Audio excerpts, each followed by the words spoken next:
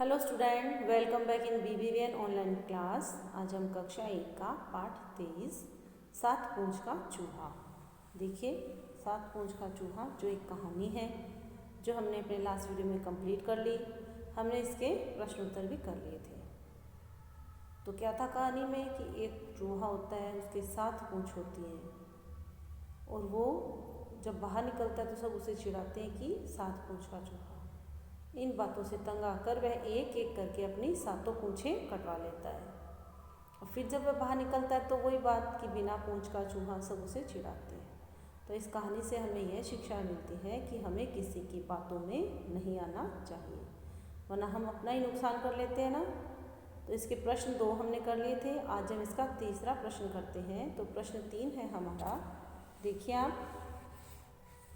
प्रश्न 3, ऊंट की गर्दन खूब खूब लंबी होती तो चूहे ने बेकारी सातों पूंछें कटवा ली थी। सोचो, 7 पूंछों से कितना सारा काम कर लेता। ये तो था हमारा प्रश्न, बताओ ये क्या क्या कर पाते। हाथी के पास 4 सूंडें होती तो, बंदर की 3 पूंछें होती तो। और तीसरा प्रश्न है हमारा, ऊंट की गर्दन खूब खूब लंबी होती तो। अगर ऊंट की, उत्तर में आप क्या लिखोगे? अगर ऊंट की गर्दन खूब खूब लंबी होती तो वह काफ़ी ऊंचे ऊंचे वृक्षों के फल, कि अगर ऊंट की गर्दन ऊंची होती, खूब लंबी होती, तो वह ऊंचे ऊंचे पेड़ों के फल, पत्तियां आदि तोड़ लेता तथा दूर से ही खतरों को देखकर अपने दोस्तों को सावधान कर देता। कि जब उसकी गर्दन खूब ऊंची होती तो वह दूर से ही खतरा देख लेता कि कोई आ रहा है या वो कोई शिकारी उनको मारने के लिए आ रहा है या कोई और कुछ भी खतरा है, तो वह देखकर अपने दोस्तों को सावधान कर देता कि आगे खतरा है। प्रश्न 4 है हमारा, देखिए आप। प्रश्न 4 है हमारा, दूसरों की बातों में न आकर चूहा अपने दिमाग से काम लेता तो।